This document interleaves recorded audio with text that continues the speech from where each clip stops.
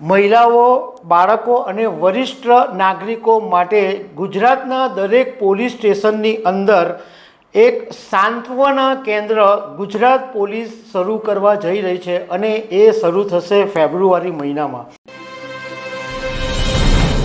નમસ્કાર. ગુજરાત પોલીસ બહુ જ સારું કામ કરવા માટે જઈ રહી છે. અમે જ્યારે પોલીસ ખોટું કરતી હોય તો પોલીસની સામે આંગળી ચીંધતા હોઈએ છીએ, તો સ્વાભાવિક વાત છે કે જ્યારે પોલીસ સારું કરે તો એ કામગીરીની સરાહના પણ કરવી પડે. અને ખરેખર પોલીસ હવે જે કામગીરી કરવા જઈ રહી છે એ બહુ જ સરાહનીય કામ છે.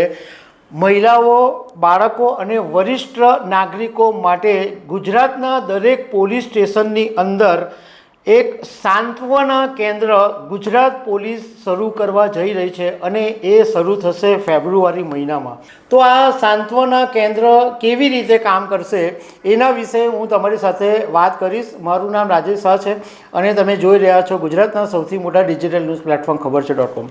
ગુજરાતના પોલીસ વડા વિકાસ સહાયે દરેક પોલીસ સ્ટેશનની અંદર હવે ફેબ્રુઆરી મહિનાથી એક સાંત્વના કેન્દ્ર શરૂ કરવાની જાહેરાત કરી છે.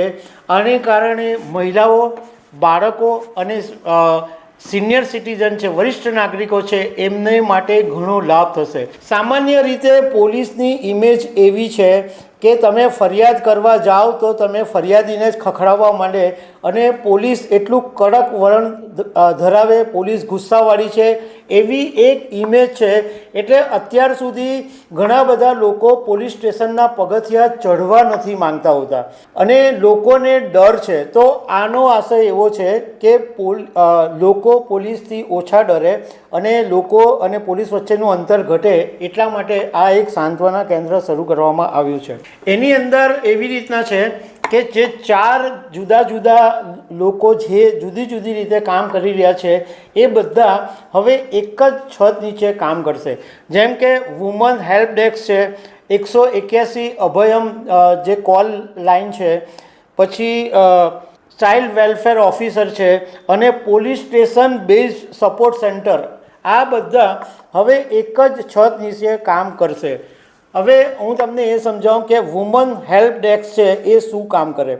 તો વુમન હેલ્પ ડેસ્ક છે એ કોઈ મહિલાઓને જરૂર પડે, કંઈ મુશ્કેલી પડે તો એમને મદદરૂપ થાય છે અને એમનું કાઉન્સેલિંગ પણ કરે છે. ચાઇલ્ડ વેલફેર ઓફિસર છે એ કાયદાના સંઘર્ષની અંદર જે બાળકો આવ્યા હોય એનું કાઉન્સેલિંગ કરે અને 181 અભયમ જે હેલ્પલાઇન છે એ મહિલાઓની સુરક્ષા માટે છે. ધારો કે કોઈ મહિલાને કોઈ પ્રોબ્લેમ થઈ જાય કે એને સુરક્ષાની જરૂર પડે તો 181 પર ફોન કરે તો પોલીસની તાત્કાલિક મદદ મળે છે. અને ચોથું છે police station base support centre. એમાં પીડિત મહિલા અને એની સાથે જે સામા પક્ષના જે લોકો હોય એનું પણ પોલીસ કાઉન્સેલિંગ કરે અને જે પ્રોબ્લેમ હોય એનું સોલ્યુશન લાવવાનું કામ કરે. હવે આમાં પોલીસનો હેતુ એ છે કે જે પણ મહિલા, બાળકો કે વરિષ્ઠ નાગરિકો પોલીસ સ્ટેશનમાં આવે એમને એકદમ સંવેદનશીલતાથી અને એકદમ સમજ આપીને એમને સાંભળવામાં આવે.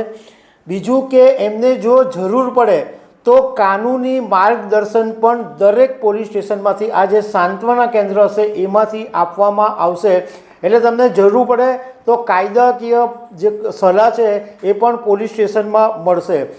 કાઉન્સેલિંગ કરવાનું કામ કરશે અને જે બી કોઈ સિનિયર સિટીઝન, મહિલા કે બાળકોનો જે પ્રશ્નો હોય એનું ઇમિડિયેટ નિકાલ કરવો પડશે. એના માટે આ સાંત્વના કેન્દ્ર છે. હવે સાંત્વના કેન્દ્ર ઉપર જે કામગીરી છે એની પોલીસ સ્ટેશનના જે પીઆઈ હોય, પીએસઆઈ હોય એને કામગીરી સોંપવામાં આવી છે. આ ઉપરાંત જે એસડીપીઓ, એસીપી આ બધા લેવલના અધિકારીઓ છે એ પણ આની પર વોચ કરશે કે ખરેખર કામગીરી કરી રહી છે કે કેમ. તો મેં તમને પહેલાં કીધું તેમ કે ગુજરાત પોલીસ બહુ જ સારું કામ કરવા માટે જઈ રહી છે, પરંતુ ખાલી સવાલ એટલો જ છે કે ઘણી વખત જાહેરાતો તો બહુ જ સારી અને મોટી થાય છે, પરંતુ એનો અમલ થતો નથી. એટલીસ્ટ આ સાંત્વના કેન્દ્ર બને છે એ પ્રોપરલી એનો અમલ થાય અને મહિલા, બાળકો અને વરિષ્ઠ નાગરિકોને ખરેખર એકદમ દિલથી અને સન્માનથી સાંભળવામાં આવે તો પોલીસની જે અત્યારની ઇમેજ છે એ દૂર થઈ શકે છે. તો દર્શક મિત્રો, આવી અનેક વાતો સાથે અમે તમને મળતા રહીશું. Thank you very much.